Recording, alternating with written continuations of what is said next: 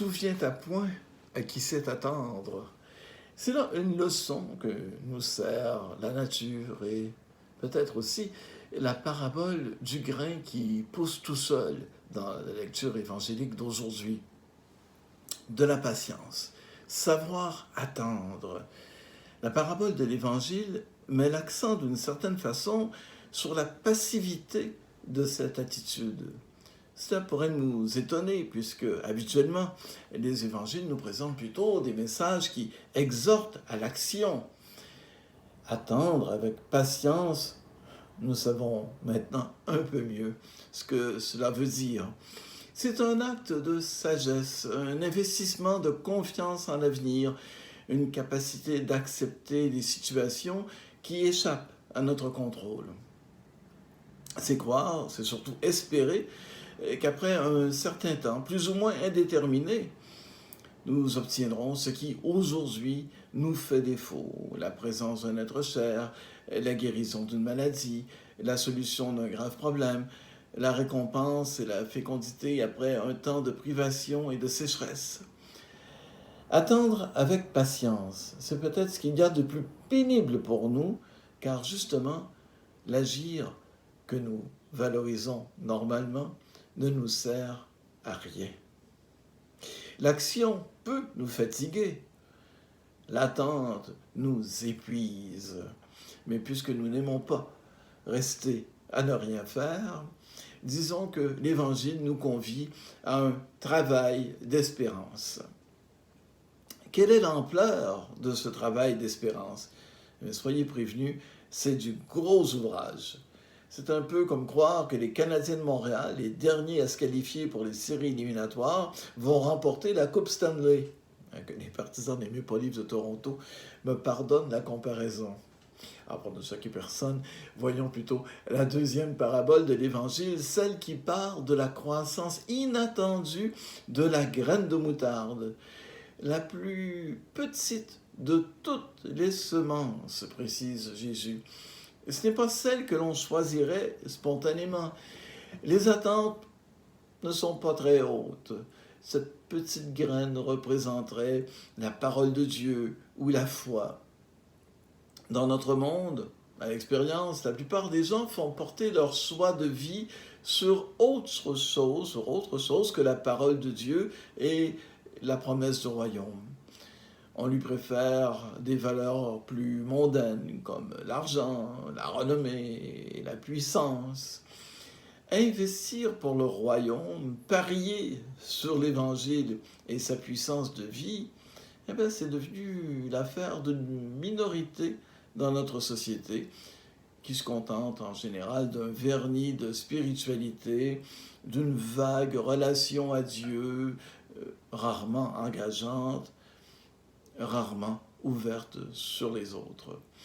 La foi confiance que nous propose l'Évangile paraît au plus grand nombre aussi dérisoire qu'une graine de moutarde pour qui n'en connaîtrait pas la surprenante croissance. N'avons-nous pas nous-mêmes à réitérer notre choix, à résister à notre inclination, à juger sur les apparences, à nous porter, nous aussi, sur ce qui, pour tout le monde, représente une plus grande attractivité. Dans cette parabole de l'Évangile, c'est une parabole végétale du récit de David et Goliath. Le plus faible peut nous surprendre, ne le décomptons pas trop vite. Les petites choses peuvent en produire de très grandes, sans aucune proportion entre le point de départ et le résultat. Notre choix de l'Évangile, notre choix que nous faisons, nous, de l'Évangile, comme parole qui donne la vie, eh bien, ce choix, nous savons qu'il est juste. Et le résultat final confirmera la confiance que nous avons investie. C'est une confiance en la parole de Jésus. Autrement, nous n'avons rien, aucun point de vérification. Il faut s'en remettre à cette parole.